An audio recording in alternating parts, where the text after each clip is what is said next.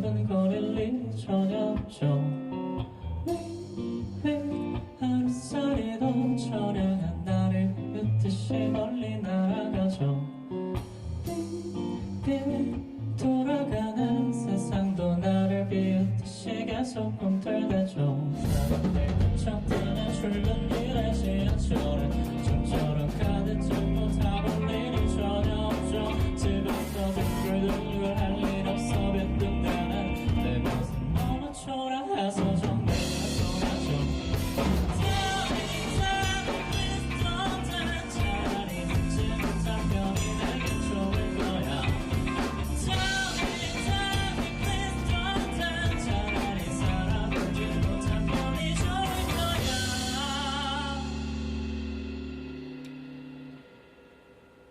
비틀비틀 걸어가는 나의 다리 오늘도 의미 없는 또 하루가 흘러가죠.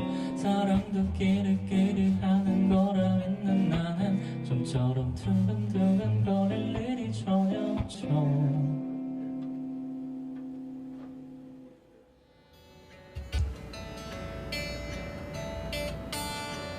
위잉위잉 노래 같은 경우는 그건 진짜로 좀 공감이 가가지고 혼자 살다 보니까 이제 혼자 오면은 이제 좀 적적하잖아요, 집이. 그러다 보니까 뭔가 사람 냄새 나는 느낌을 내고 싶어가지고 그럴 때마다 기타를 치고 있습니다. 5년 전 고향을 떠나 서울로 대학에 온 박지형 씨. 이제 학교 휴학하고 그때쯤에 이제 일만 했었는데 그때 제가 이제 쿠팡을 계속 뛰었단 말이에요, 새벽에. 그래가지고 막 사람들 막 즐겁게 퇴근하고 뭐 한 장 걸치고 가고 있는데 저 혼자 출근하니까 그 노래가 또 좀 그렇더라고요. 그때 알바 쿠팡 뭐 했어요? 이제 그때 소분이라고 컨베이너 벨트에서 이제 나오는 물건들 그 적재하고 그런 거 했었는데 00시부터 08시까지 그때가 제일 돈 많이 주니까 그렇게 해서 집에 오면 한 10시쯤 되더라고요. 건강도 그렇고 생활 패턴이 좀 많이 망가지더라고요, 이게. 그렇다 보니까 계속 장기적으로 하기엔 좀 무리가 있구나 싶었습니다.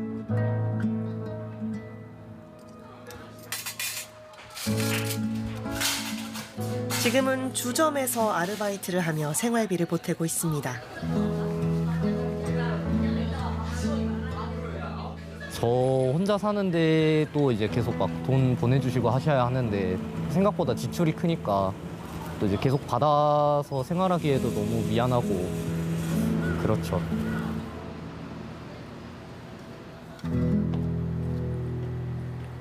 두 달 전 이사 온 집은 4층 건물 꼭대기 원룸.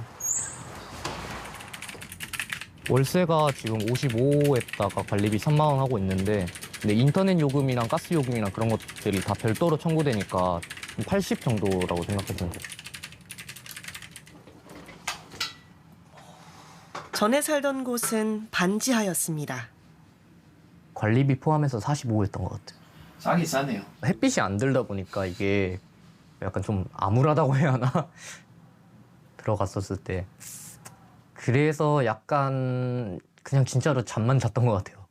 곰팡이 진짜 많이 쓸고 뭐 결로 현상도 좀 심했어가지고 뭐 특히 벌레가 엄청 많았던 것 같아요.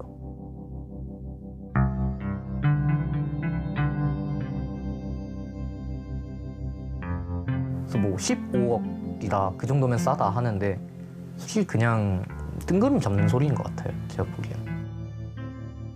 딴 세상 이야기죠. 그런 말이 있더라고요. 서울에서 태어난 것도 진짜로 행운이라고. 그런 말이 좀 많이 뼈저리게 느껴지면서 왜 나는 서울에서 못 태어났을까 싶으면서 좀 원망스러웠죠, 사실.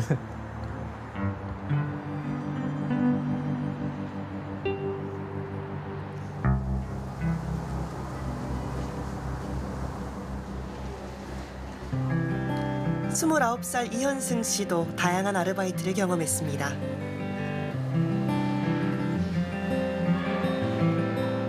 고등학교 때 다니던 학원에서 이제 아이들 가르치면서 학부모들 상대하는 아르바이트를 했었고, 신촌에서 가장 큰 고깃집 이런 데서도 아르바이트를 했었고.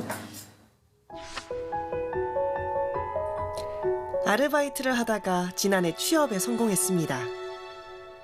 이 회사를 제가 다니게 된 이유도 행사 아르바이트를 몇 번 했었던 이제 그 인력업체께서 소개를 해주셔서 이런 곳을 지금 파견직으로 잠깐 구한다고 하더라. 단기적으로 도와드리려고 입사를 했다가 회사에서도 좀 더 같이 일해줄 수 있겠냐, 아예 직원으로 이렇게 말씀해 주시고.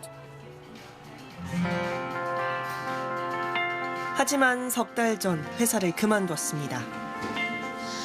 제가 생각했던 것보다 너무 좁은 업계를 상대하고 있었고 굉장히 특정 분야에 집중이 되어 있어서 평생 최소 30년 이상을 이렇게 살아야 되나? 서비스직 같은 그런 업무를 제공하는 것만으로 제 평생의 커리어를 쌓고 싶진 않았기 때문에 제가 좀 한 살이라도 어릴 때 더 많은 걸 배우고 싶다는 생각이 들어서.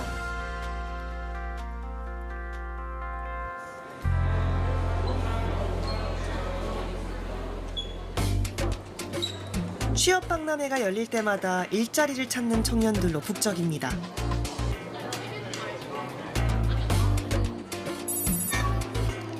(20대) 이하 청년의 고용률은 44.3%, 무려 19개월 연속 감소세입니다. 취업 사항이 좀 잘 풀렸으면 좋겠는데 우리나라에 사는 산업이나 이런 게 이공계에 좀 맞춰져 있다 보니까 직무당 뭐 한두 명밖에 안 뽑는다 이런 말이 있어서 경쟁률 되게 심하다 이런 말이 있는데, 이공계시고 컴퓨터공학과니까 좀 낫나요? 제가 느끼기에는 큰 차이가 없이 어려운 것 같습니다. 일단 개발자가 코로나 시기 때 되게 많이 뽑았었잖아요. 불황이 일단 제일 큰 것 같고요. 일단 사람을 줄였고 거기다가 일단 신입 채용보다는 아무래도 경력을 되게 좋아하는 것 같더라고요. 사람이 했던 일이 로봇과 기계로 지금 온전하게 대체되고 있는 상황 가운데에서 숙련도가 높은 사람이 들어와 주기를 굉장히 희망할 수밖에 없고, 근데 청년들 입장에서는 그럼 나는 그걸 어디서 쌓을 수 있어? 라고 하는 질문을 던질 수밖에 없는 상황인 것 같습니다. 청년들이 눈높이를 낮추면 얼마든지 취업할 수 있는 자리는 있는데 왜 취업을 안 하냐라고 말씀을 많이 하시는데, 지금 청년들은 단순하게 높은 임금이나 높은 고용 안정성만을 바라는 것은 아닙니다. 일터의 조직 문화는 어떠한가, 그리고 개방적인 소통이 가능한가, 그리고 직장 내 괴롭힘이나 어떤 권리 침해가 얼마나 잘 보호되고 있는가, 그렇지 못했을 때는 구직을 포기해버리는 어떤 상황이 지금 이어지고 있는 것은 아닌가 싶습니다. 지금 취업 중이지 않으면서 교육 기관에 등록되어 있지 않는 상태의 그를 니트라고 하는데요. 니트의 비율이 OECD의 3위 정도 안에 드는 높은 비율을 차지하고 있습니다. 청년 세대는 교육 수준이 상당히 높고 이 교육 수준을 위해서 사적으로 투자한 비용이 많기 때문에 기대하는 것도 높아지게 되거든요. 이런 기대와 실제로 일자리에서의 불일치가 많이 발생하게 되고, 이것이 큰 이전 세대와 차이라고 할 수 있고, 예부터 20대를 표현한 말 청춘. 푸른 새싹이 돋아나는 봄이란 뜻입니다. 하지만 20대 청춘들은 점점 줄어 이제 70대 이상보다 숫자가 적습니다. 더 귀해진 이들의 목소리를 들어봤습니다. 대한민국 20대 청년들의 삶과 현실 그리고 가치관을 알아봅니다. 시사기획창 진행을 맡은 KBS 아나운서 남현종입니다. 안녕하세요. KBS 아나운서 홍주연입니다. 오늘 이야기 나눌 분들 한 번씩 만나보도록 하겠습니다. 만으로 28살, 취업을 준비하고 있는 이혜담이라고 합니다. 안녕하세요. 저는 만 25살 취업준비생 여의주입니다. 저는 만 23살 대학생 원준식이라고 합니다. 저는 만으로 26살, 이제 대학교 졸업을 앞두고 있는 박혜성이라고 합니다. 네. 네. KBS 시사기획창은 우리 사회를 둘러싼 다양한 문제들에 대해서 국민들은 어떻게 생각하는지 설문조사를 실시했는데요. 특별히 저희가 관심 갖고 있는 20대는 응답자 수를 늘려서요. 다른 연령층과 비교해서 어떤 특징을 보이는지, 성별로 어떤 차이가 나는지 살펴봤습니다.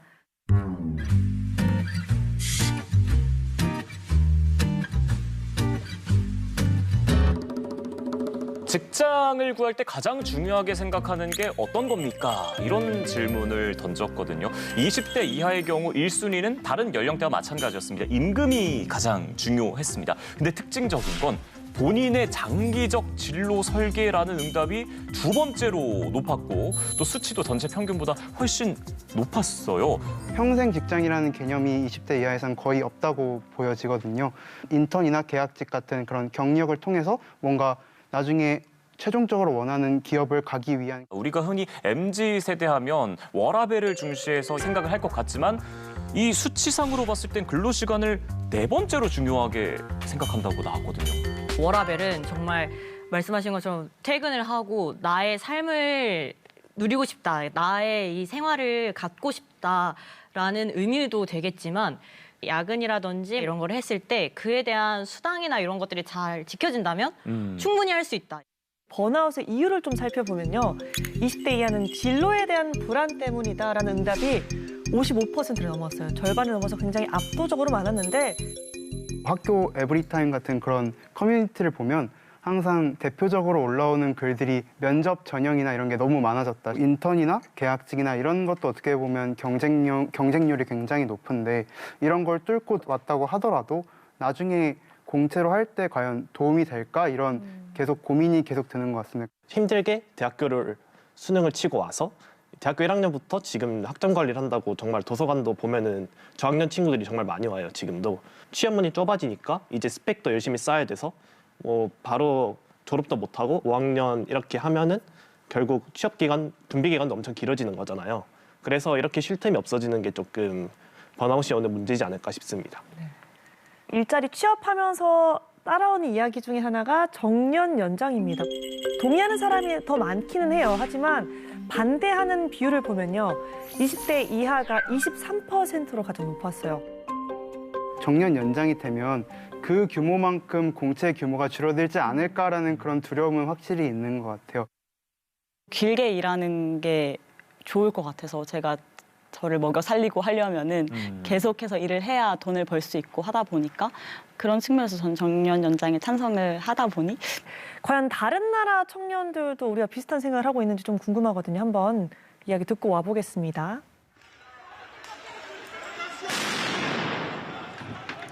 정부의 긴축 재정안에 항의하며 국가 마비 운동까지 벌어졌던 프랑스.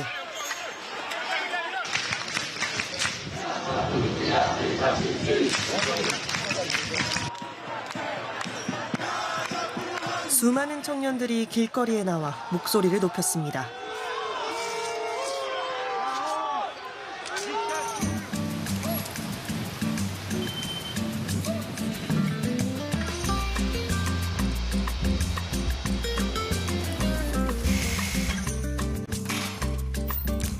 한국어를 공부하는 20대 프랑스 청년 토미. 젊은이들이 왜 그렇게 화가 났는지 이유를 들어봤습니다. Je pense que j'ai quelques personnes de mon entourage qui participent à ce genre de manifestation. Et je pense que souvent, elles participent parce qu'elles veulent faire entendre leur voix d'une différente manière, parce que je pense qu'en ce moment, c'est un peu compliqué avec la situation actuelle au gouvernement de pouvoir faire entendre les voix des personnes les plus jeunes, malheureusement. Je pense que c'est un peu compliqué parce que la raison pour laquelle on va plutôt être contre la réforme des retraites ou ce genre de réforme-là, c'est souvent, je pense, parce qu'il y a un sentiment d'injustice qui peut se créer.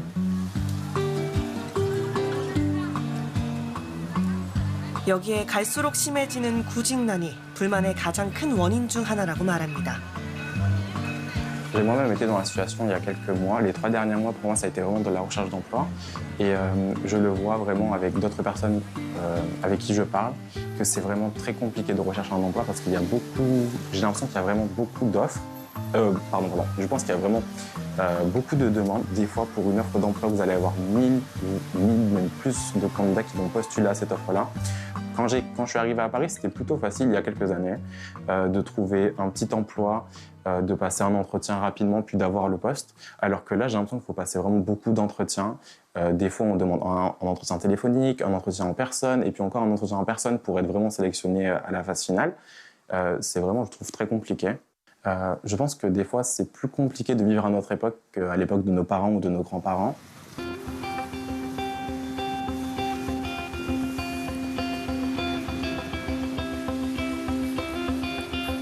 취직을 하기 위해 유창한 영어 실력이 필요한 건 다른 나라 청년들도 마찬가지입니다.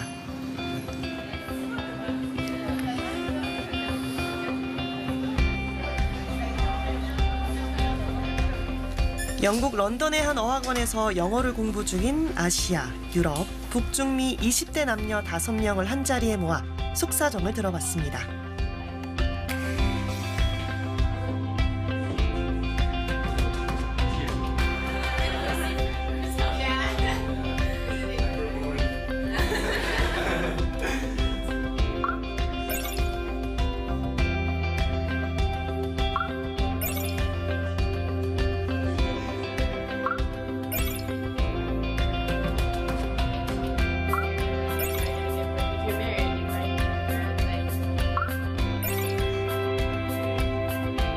Nowadays, the cost of the life it's improving. Even for if you want to rent a house, the cost is higher. So yes, I think it's the challenge. It's very difficult to find like a stable job. In Mexico, the low salary is the main topic because they don't pay too much money, and every time we're struggling with this, and we need to develop more skills. We need to study and relate something. But I think we are a really expensive country. So many we get go out, live on our own, much older than we were. Like my siblings moved out at 20. I could never afford that right now because the house market and everything got so expensive.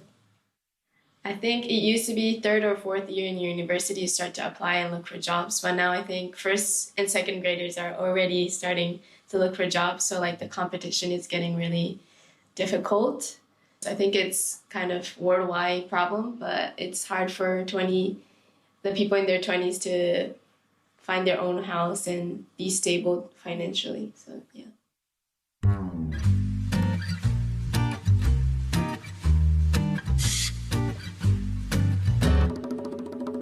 우리나라의 경제 상황은 나아질 것으로 생각하십니까? 라는 질문을 던져봤더니 20대 이하 청년들이 가진 답답한 절망감이 담겨 있었습니다. 부정적인 전망이 62%, 절반을 넘어서 모든 연령대에서 가장 높았습니다. 집값은 뉴스만 봐도 계속 오른다고 하고 물가도 저희가 체감하기로도 되게 많이 오르고 하는데 그만큼을 감당할 수 있는 경제적인 월급이나 이런 것들은 안 되니까. 청년들은 사실은 지금 상황에서 오히려 노인분들을 조금 부양을 해야 하는 그런 입장이 됐어요. 예전에 7, 80년대만 하더라도 일자리에 대한 걱정은 없었고 그리고 자산을 축적할 수 있는 방법도 어쩌면 지금보단 덜 다양할지라도 그 수익률 자체는 되게 높았죠. 예금에 맡겨도 10% 이상의 수익률을 줬으니까. 지금은 좀 상황이 많이 다르죠. 잠재 성장률이 1, 2%대로 떨어졌고 경제의 파이가 늘어나는 속도가 굉장히 느리기 때문에 청년들이 그 과정에서 자산을 축적할 수 있는 그런 어떤 수단이나 어려움이 클 수밖에 없죠. 그러니까 한마디로 얘기하면은 출발선도 과거보다 후퇴했고 그 과정도 굉장히 되게 어려워진 것 같습니다. 청년들이. 사회적, 경제적 지위를 결정하는 핵심 요인, 부모 배경이다 이런 응답이 가장 많았습니다. 유독 20대 이하에서 이 수치가 굉장히 높았거든요. 모든 연령층을 통틀어서 봐도 20대 이하가 가장 높았어요. 이게 40대 이상에서는 재능이다 이런 답이 1위를 차지한 걸 봤을 때 확실히 답이 좀 대조가 되거든요. 요즘은 그 재능이 있어도 그 재능을 발굴해주고 키워주는 건 사실 또 경제적인 능력인 것 같거든요. 부모님이 어쨌든 사회적 지위가 높거나 하시면은 가지고 있는 정보의 수준이라고 해야 될지 그런 양이 다르니까 그게 자녀들한테도 취업을 준비할 때 그리고 직업을 고려할 때 등에 다 영향을 준다고 생각을 합니다. 네. 주택과 이제 자산 가격의 불평등이 아무래도 확대가 되면서 청년들이 사실상 조금 따라잡기 힘든 수준까지 왔다고 좀 생각을 했어요. 사실 이런 자산의 규모를 어릴 땐 체감을 못했다가 이제 서울을 와서 오니까 아 이거는 정말 따라잡기 좀 힘들 수도 있겠다라고 생각이 많이 들었었습니다.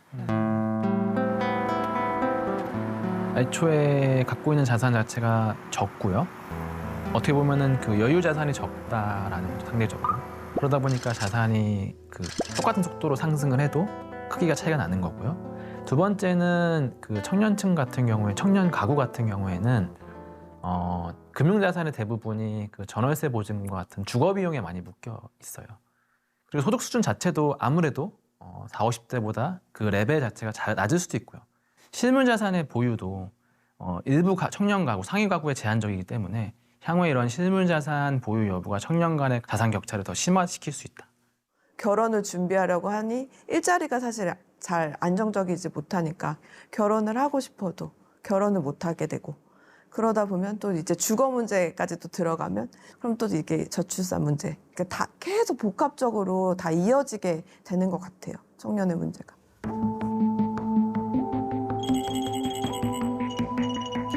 우리나라 20대 이하 청년의 삶의 만족도는 6.5점으로 OECD 38개 나라 가운데 31위에 그쳤습니다.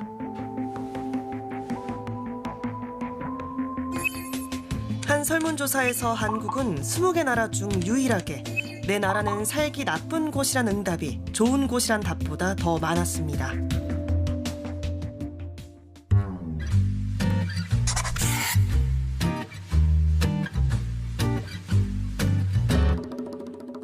네 분이 생각하시기에 우리나라가 유독 더 살기 힘든가? 다른 나라에 비해서 우리나라 청년들이 더 팍팍한가? 어떻게 생각하십니까? 뭐 핀란드 너무 살기 좋다 이런 거 유튜브에서 막 올라오고 그런 식으로 다른 나라와 비교했을 때 뭐 되게 살기 좋은 것처럼 묘사가 되니까 지금 제 현실과 비교하면서 아 내가 한국에 살아서 이렇게 살기가 힘든가라고 느끼게 되면서 아 그러니까 헬조선이다 이런 식으로 자기 혼자 이렇게 프레임을 씌우는 것도 있는 것 같아요. 저는 그 헬조선이라는 표현이 생활 편의적인 부분에서는 정말 한국이 살기 좋은 나라인 거는 분명하지만 20, 30대의 젊은 세대가 갖고 있는 경쟁이 너무 치열하다. 그리고 거기서 그 경쟁이 치열하다 보니 많이 지치고 힘들다라는 데에서 비롯된 표현이라고 저는 생각을 하거든요.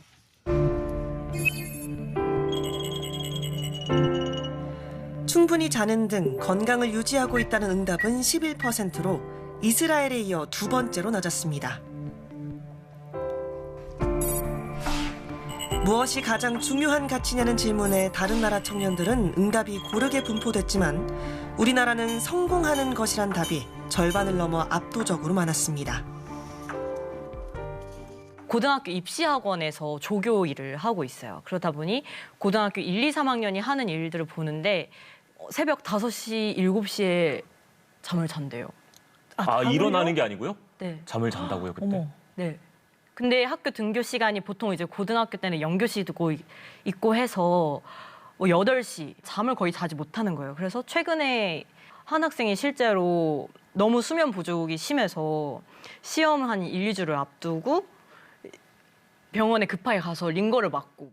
사세고시라는 말도 있더라고요. 의대를 가기 위해서 뭐 4살 때부터 영어 유치원을 보내고 약간 그런 식으로 오히려 점점 경쟁이 점점 심화된다?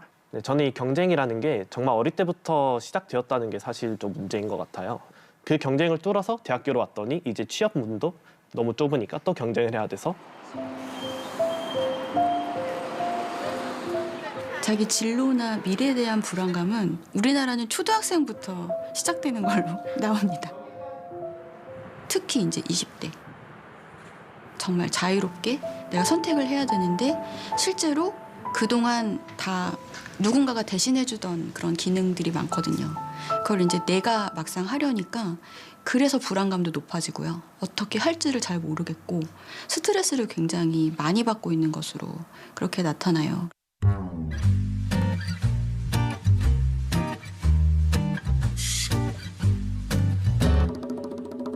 어떤 사회적 갈등이 가장 심각한 것 같으냐.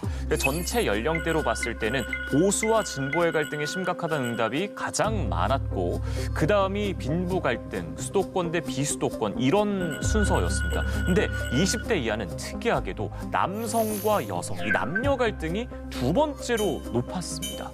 남녀 갈등 확실히 좀 심각하다고 생각을 합니다. 왜냐하면 현실에서는 이제 남녀끼리 서로 대화를 할 때 좀 그게 느껴지는 게 뭔가 민감한 주제는 최대한 피하고 대화하려는 그런 약간 좀 그런 게 많이 보여지더라고요. 커뮤니티나 이런 데를 잠깐 보다 보면 그런 남녀 갈등을 좀 유발하는 아니면 그런 걸 되게 촉발하는 그런 글들이 엄청 많이 올라와요. 저도 온라인이 가장 심하다고 생각을 하고 실생활에서는 준식 씨가 말씀하신 대로 그런 주제를 좀 피하려고 하는 것 같아요. 근데 그 이유 자체도 어떻게 보면은 갈등이 심하다는 거에 반증이지 않을까 싶기도 하거든요. 결혼은 반드시 해야 한다고 생각합니까? 라는 질문을 던졌더니 20대 이하는 확실히 그렇다는 응답이 낮았습니다. 근데 궁금한 건 남녀의 응답 차이가 꽤 많이 나거든요. 남자는 40%가 넘는데 여자는 20%가 안 돼요. 이 성별에서 오는 차이는 뭐 때문일까요?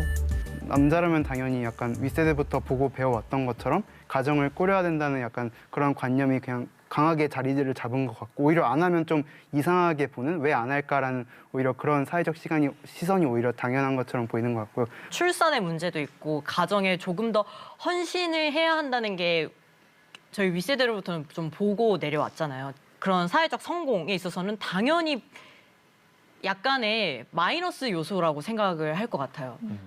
남녀 간 취업이나 승진 기회에 대해서 좀 더 구체적으로 물어보니까요. 남성은 37%가 우리 남성한테 불리하다 이렇게 얘기를 했고 여성은 무려 72%가 아니다 우리 여성에게 불리하다라고 답했고 여성이 고득점자로 취업을 하거나 입사할 때는 그랬던 경우도 승진을 막상 할 때는 뭐 임원진이나 이런 자리를 봤을 때 보통은 남성이 아직까지도 많은 것 같더라고요. 군대 때문에 이제 사실 취직이 좀 느리다? 이거에 대해서 조금 불만을 가진 남성들이 좀 많은 것 같아서 이 부분에 대해서 아마 좀 불평등하지 않나라고 이야기한 것 같습니다. 이런 20대 남녀의 인식 차이, 다른 나라 청년들에게도 엿보입니다. When you want to have a higher job or a higher position in your job, the man get picked most of the time first. Even if you have like the same study and the same qualities, most of the time the man's just get picked first. I think in Italy it's the same as in Switzerland. Like, yes, like the women can study, can do whatever they want, but if you try to get a job in a high position, it's difficult because, of course, there are more men in the high position. Yeah, absolutely. In Mexico, and I could see in all Latin America, there's a conflict between there. Actually, men and women have like the same rights in theory, but in the practice, it's like maybe women, they don't feel secure when they are maybe walking on the street.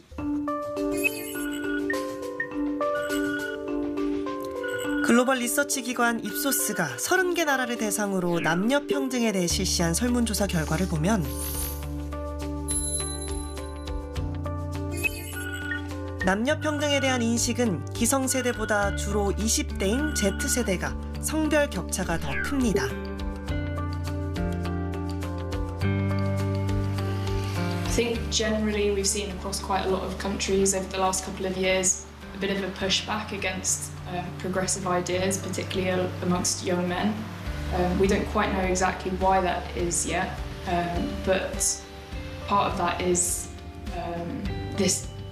today's times we've had so many crises. We've had the global pandemic, we've had economic instability, and it may just be that young men are comparing their lives to the lives of their parents' generations, and they're thinking that it's harder.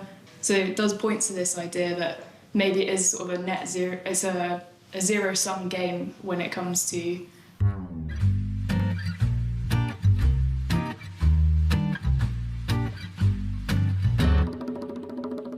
현재 정부의 국정 운영에 대해 어떻게 평가하십니까? 라는 질문도 던져봤습니다.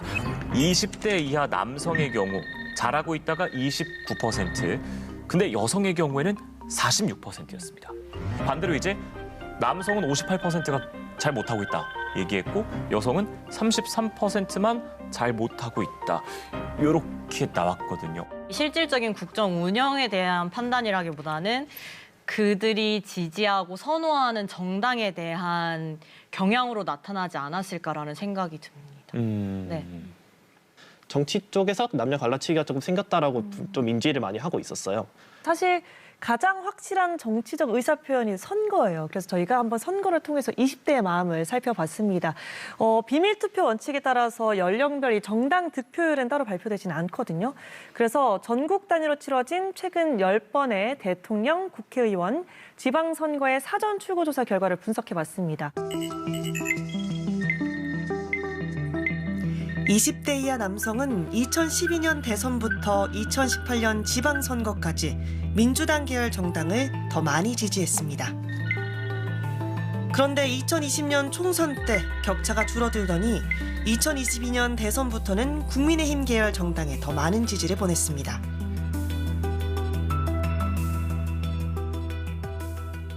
그 문재인 정부 이후로 확 좀 달라졌다고 생각을 해요. 여성활동제에서는 이제 경찰이랑 이런 공직에서 이제 둬버리니까 사실 이거에 대해서는 이제 조금 20대 청년 남자들이 반대가 조금 있었던 거는 맞는 것 같아요. 이제 여경들의 체력 훈련 같은 경우에서 특혜를 많이 준다. 이런 부분에 대해서 역차별을 좀 느꼈을 것 같다고 생각이 됩니다. 약간 남성을 좀 잠재적 가해자로 본다라는 그런 뉴스나 이런 것들이 좀 많이 나오면서 왜 가만히 있는 우리를 건드리지라는 약간 그런 생각이 들면서 반면 20대 이하 여성은 10번의 선거에서 모두 민주당 계열 정당을 더 많이 지지했습니다. 비대위원장도 그렇고 여성들의 그 권력에 대한 이미지를 조금 더 여성한테 보장해주는 모습들에 20대 여성들이 조금 더 지지를 하는 요인이었다고 생각을 하고요. 여성에 대한 공공주택이라든가 안심귀갓길 이런 것들이 어떻게 보면 남성들은 조금 불평등하다고 느낄 수 있지만 여성들에게는 이게 저희에게는 치안과 관련된 문제이기도 하고 남성들이 이쪽을 많이 지지한다라고 드러나기 때문에 약간 이쪽에 힘을 실어주기 위한 마음도 있지 않을까라고 생각이 듭니다. 다만 남성의 경우 2017년 대선 때 국민의힘 계열 후보보다 안철수 후보를 더 많이 지지했고 지난해 대선 때는 민주당 계열 후보보다 이준석 후보를 더 많이 지지했습니다. 20대 청년들이 사실 사표가 될까 봐 이준석 의원에게 투표를 못한 것이 많지 실제로 이준석 의원 지지율이 엄청 높았을 거라고 저는 생각을 하는 게 잘하는 사람, 똑똑한 사람 이런 쪽에 이제 투표가 쏠릴 수도 있겠다라고 생각을 했습니다. 여성도 2017년 대선 때 양당 외 다른 후보를 지지한 비율이 상당히 높았습니다. 청년들의 그 정책도 안철수 후보께서 많이 냈었던 걸로 기억을 해서 남녀로 그때는 생각을 했다기보다 그런 정책을 많이 봤을 것 같기도 하고 새로운 후보에게 거는 기대감에 좀 초점이 맞춰졌던 것 같습니다. 20대 이하 지금 같은 표심은 언제든 바뀔 수 있다고 말합니다. 이 둘이 계속해서 번갈아가면서 했지만 결국에는 너무 극단적이고 이쪽에 있을 때는 다른 한쪽을 너무 배제시키려는 그러한 모습이 보이고 하다 보니 이러한 모습들에 지쳐서 새로운 정당을 찾고자 하는 갈망이 있는데 실용적으로 생각을 하겠다라는 가치관이 20대에게 있다고 생각을 해서 앞으로도 충분히 그런 캐스팅 보터로서의 역할을 할 수 있을 거라고 생각합니다. 국민연금이라든지 뭐 정년 연장이라든지 오히려 이런 민감한 주제에 대한 관심도에 있어서는 20대 남녀가 오히려 공통된 입장을 보이는 경우가 훨씬 많다고 생각해요. 20대 입장을 대변하고 남녀를 좀 갈라치게 하는 듯한 그런 의도만 보이지 않는다면 오히려 20대의 표는 그런 제3지대 후보로 오히려 쏠릴 가능성이 있지 않나라고 생각합니다.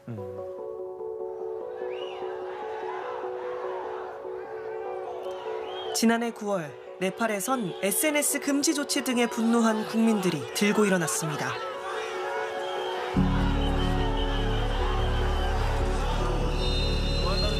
그리고 마다가스카르에선 국민들이 경제난 등의 거세게 항의해 두 나라 모두 총리와 대통령이 물러났는데 20대 Z세대가 대규모 시위의 주축이 됐습니다. Somos del mismo equipo, somos mexicanos. Esta es tu lucha. Déjenos pasar. 이런 Z세대의 시위는 불가리아, 멕시코 등 전 세계 곳곳에서 속출하고 있습니다. I was watching the news and I saw like younger people walking in a protest and in a big flag with the One Piece logo. We are a lot of young people. We want to make a real change, and I think if we get together, we can do a real good change to improve our country. Yeah, I think in Japan, we don't really have a high voting rate for young generations. It's very low. All the politicians tend to do policies that are for more older people. In 20s, we start to get more aware of political issues and like government issues.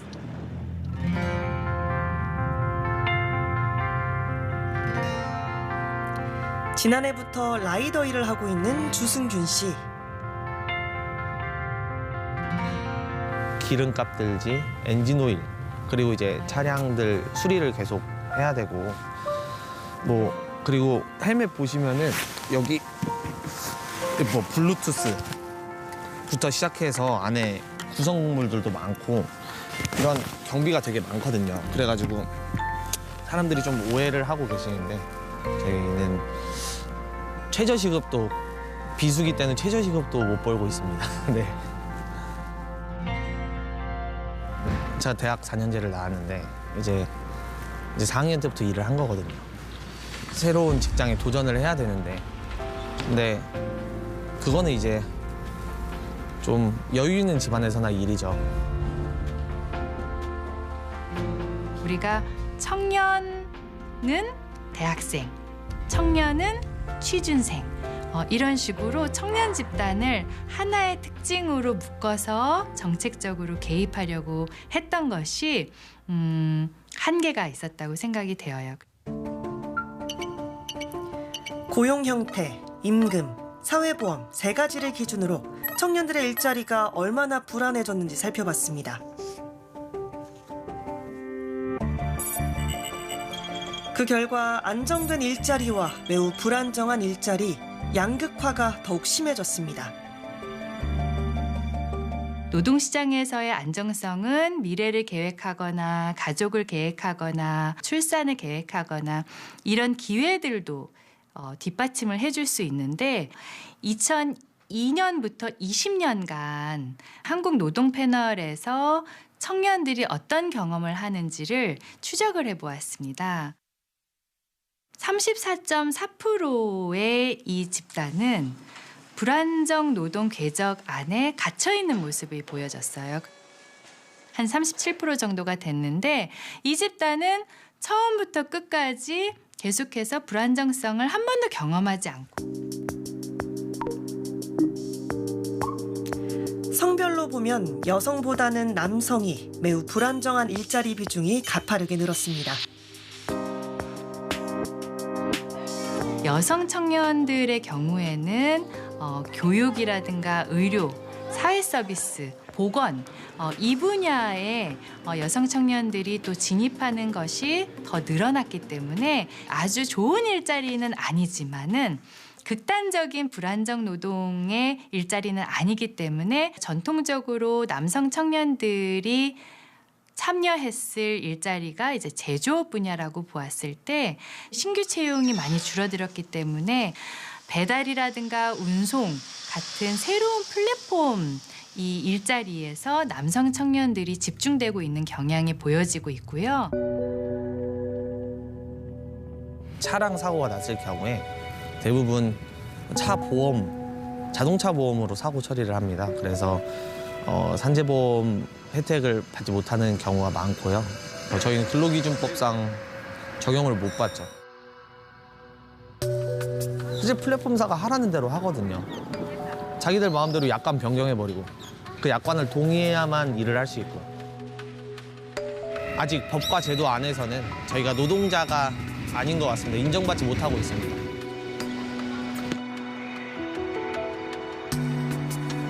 코로나 팬데믹 시기에 우리가 이런 그 비대면으로 일감이 또 주고받는 경험이 더 많아지면서 확대된 경향이 분명히 있다고 생각하는데요. 지금 현재의 사회안전망이 이 표준적 일자리를 전제로 하고 설계되었기 때문에 새로운 형태로 일하는 노동자도 사회안전망에 포괄될 수 있도록 제도를 재정비하는 것이 매우 중요하다고 생각이 되는데요.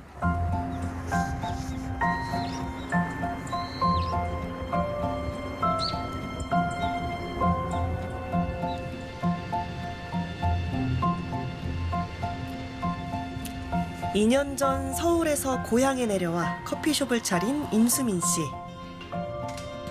개발할 때 2년 동안은 거의 매주 서울 올라갔었어요. 카페 투어 한다고 매주 한 네다섯 군데. 유튜브나 이런 것 정보가 되게 많으니까 거기 보고 따라 해보고 새벽 1, 2시 해서 하루 한 15시간, 16시간 정도는 했던 것 같아요. 지금 제 친구들은 다 서울에 있어요. 지금 함양에서 있는 친구들은 다 거의 한 80% 이상이 공무원이거나 농협, 공공기관 그거 말고는 없어요.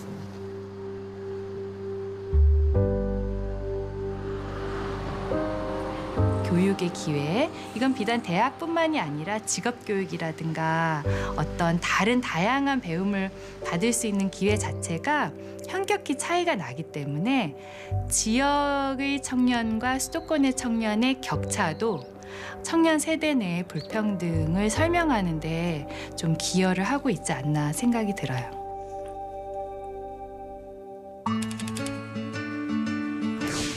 육 년 전 청년기본법이 처음 만들어진 뒤 정부와 각 지자체마다 다양한 청년 정책을 내놓고 있지만 아쉽다는 반응도 있습니다. 만 15세에서 만 34세에 그냥 청년이 해당되는 정책은 다 청년 정책이라고 불리웁니다. 너희 어렵지? 너희 수혜자로서의 어떤 청년을 바라보는 시점인 거죠. 청년들이 현실적으로 뭐 결혼을 꿈꾸건 무언가를 하기 위해서 내 기반을 마련할 수 있도록 진입 가능한 주택, 사회 공공주택의 전폭적인 확대는 분명히 필요한 것 같습니다. 청년들이 가상화폐 등 위험한 투자에 쏠리지 않고 안정적인 수익을 얻게 하는 금융상품도 고려해 볼 만합니다. 소득공제 장기펀드가 조금 청년들에게 관심 크게 못 받았던 이유 중 하나는 소득공제에 크게 와닿지 않는다는 점, 청년들이 선호하는 ETF에 일정 금액을 투자하면은 정부가 투자 장려금 목록으로 매칭해서 기여금을 준다. 그러면은 많이 투자하지 않았을까 생각하는 거죠. 투자라는 건 되게 어려운 의사결정이잖아요. 그러니까 이거는 전문가들도 항상 좋은 성과를 내기 어려운데 그거를 개인이 직접 하게 두는 것 자체가 어떻게 보면은 사회적인 비용이 더 클 거라 생각이 들어서. 청년에게도 65세 이상 노인처럼 기초소득을 지급하자는 주장도 나옵니다. 참여소득이라는 개념을 좀 제안을 해보고 싶어요. 기본소득과 성격이 유사하지만 조건이 하나 붙는 게 사회적으로 유용한 활동을 한다는 겁니다.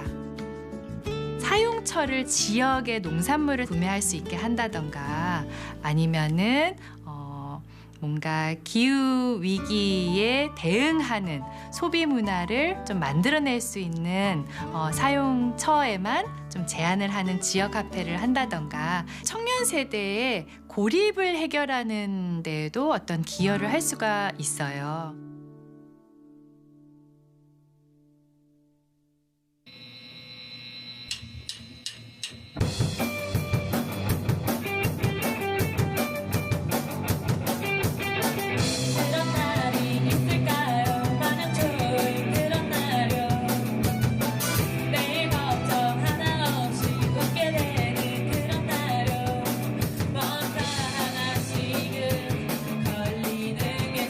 교육이 대학 입시 위주가 아니라 뭐 이제 부동산 계약이나 그런 거 하는 게 많이 어렵잖아요, 사실. 아니면 세금 납부하는 방법이라든지 그런 거를 좀 실용적인 거를 좀 더 학교에서 가르쳐야 하지 않나. 정말 성과 중심주의였으면 좋겠고 야근을 늦게까지 하는 사람이 더 일을 열심히 하고 잘하는 거다라는 시선은 저는 없어졌으면 좋겠고